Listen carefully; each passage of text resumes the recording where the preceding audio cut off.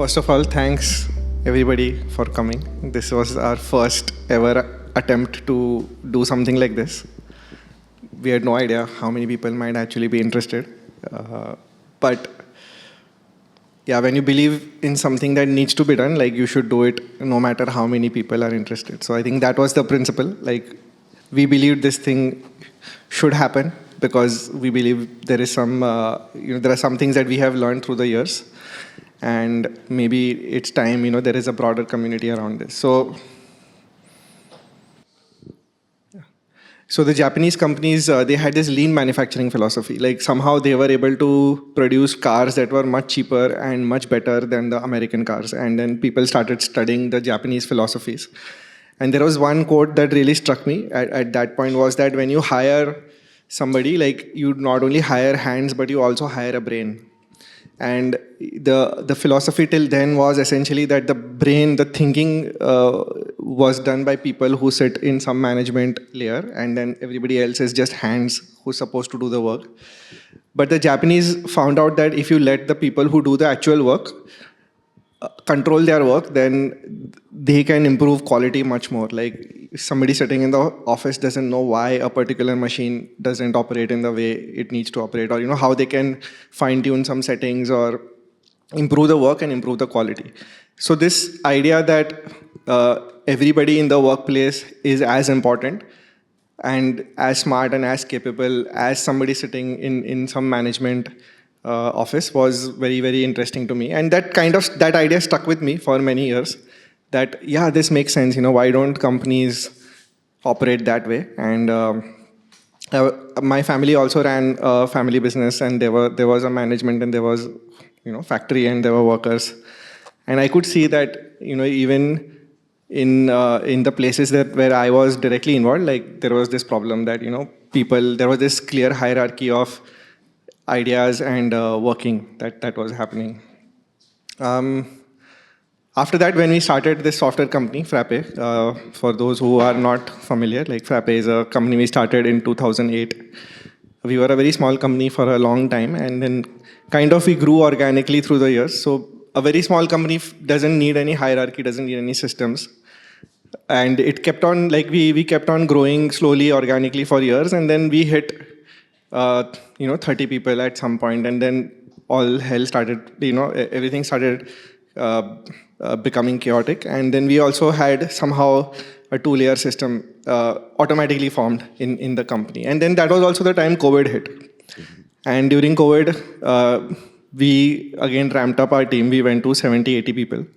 And it was chaos, like whoever remembers trying to run companies during COVID time. It was extremely chaotic. And we found this thing that, we started there was a lot of chat, right? So there was this Telegram app that we all used, and we started doing polls for everything. Like all decisions we started taking on polls. And then that really engaged people. And then just realizing, yes, that if people feel they have a say in how things are being operated, then you could see like much more ownership and much more engaged, much more activated work. During that time, we also started a democratic school, and the principles of homeschooling and democratic education were also very influential in the way my thought process evolved. That essentially the basic idea is that people don't need to be nannied around. Like even children, children are smart, children can figure out their own path. They don't have to be put in this kind of an industrial setup where they are forced to do one thing day in and day out. There is no freedom in the way they work. So all these ideas came together, and then we started slowly discovering new ways of working that I would broadly put under the umbrella of democratic.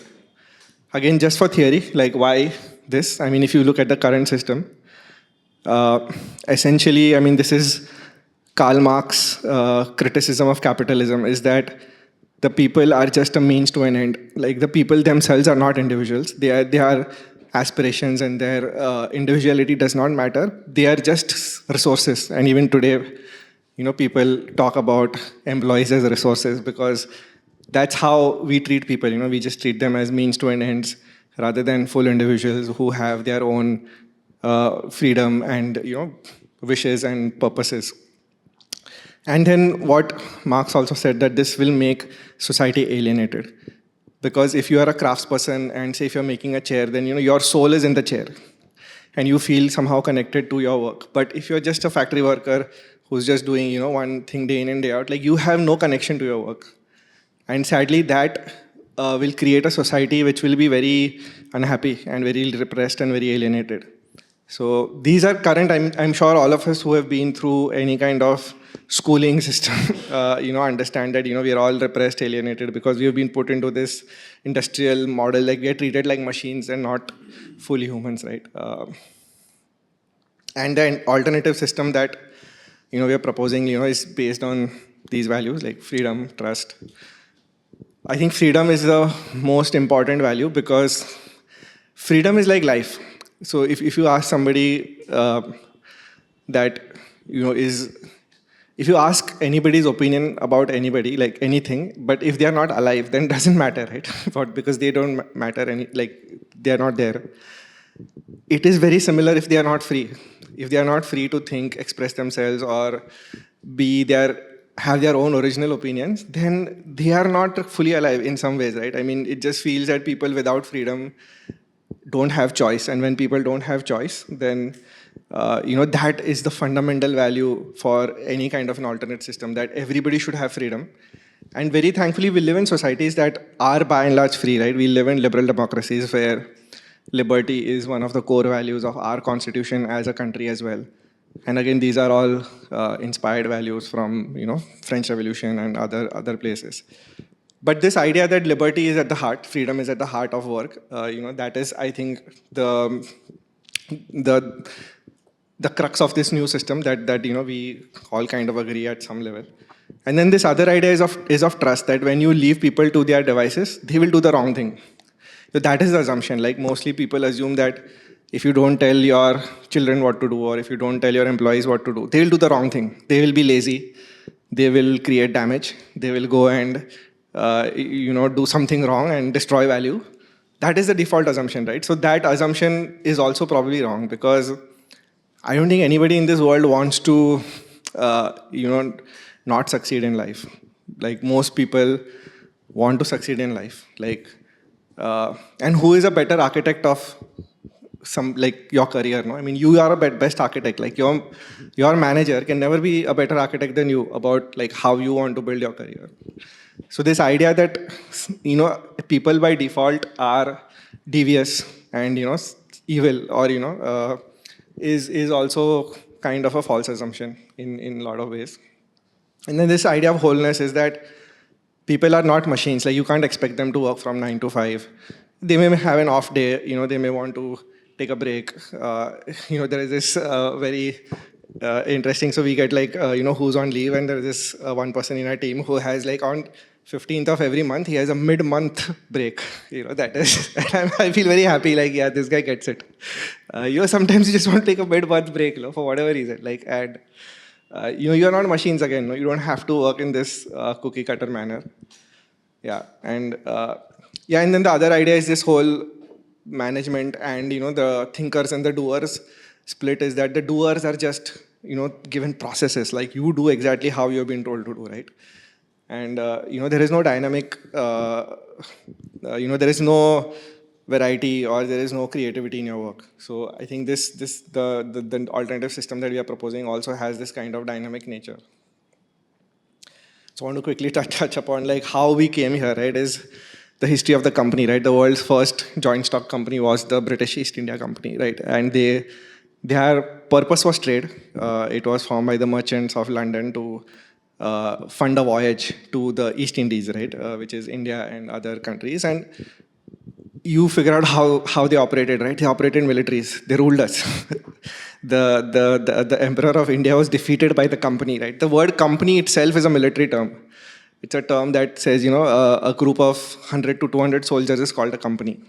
I mean, that is where the term company even comes from, right? It's a very military term. And then immediately after this, you have the Industrial Revolution, and then you have factories, right? Which is again run as militaries, right? You have workers and you have management. So, but what I also want to say is, while these are good moral things to do, giving freedom, I think it also aligns with the current way of working, which is the service economy. I think the whole world is like all our work, mostly repetitive work, is done by machines. And machines are even getting smarter. Now they are going to do more and more work. They already, like, construction, manufacturing, like lot of, like, you see so many cranes, so many machines, like, they are doing the heavy lifting. Machines are doing a lot of work, right? And then what will people do? I think people will take more holidays.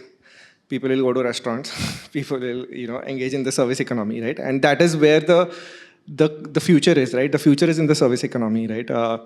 I'm sure growing up, the number of holidays I am taking is much more than I used to ever take in my childhood. And it's just an reflection that, how people are, maybe you'll start a hotel or a homestay or a restaurant or a bookshop or whatever, right? And I think that is also a reflection of why this model works, right? And the future wants talent, creativity, individuality. Like, you don't want cookie cutter, organizations anymore. Like, because the machinic work will be done by the machines, more or less, right? And people will kind of do more creative work, where these things will be more valuable. Yeah, and then why democracy? Because so there are several terms. Self-managed companies is one term that is used quite frequently, and the word democratic comes from the democratic schools movement, for me. But I like the term because we also have to realize that a company is a political organization. Like a group of friends is a political organization. I'm sure you will agree. Like, families are political organizations. There are power centers. There are people with different aims who are trying to have different, competing goals, and then you have to negotiate between, different power centers. And so that's exactly what a company is also, right? It is also a political organization. There are different people with different ideas and different purposes.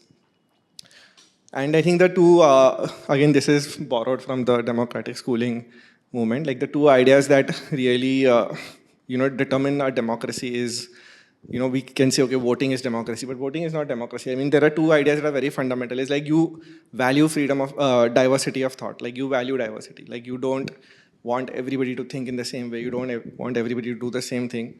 If somebody comes up with a different idea, you don't shut them down. You say, yes, I want I want to understand why you want to do things differently, right? So I think that is one of the key things about democracy, is that you appreciate diversity, because diversity makes your system better.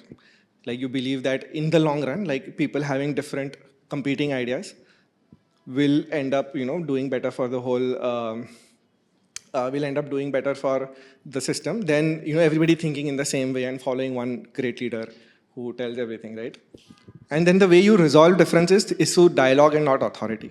So that is the other thing, that somehow you have to negotiate. If somebody wants something that you want somebody to do what, like, you feel is right, and they feel that a different thing, like, you don't use authority and say, no, I'm the boss, you do whatever I tell you. But you try to have a dialogue, like, you try to understand. Maybe do trade, right? Okay, maybe I can do this for you, you do this for me, right? This is typical politicking in a way.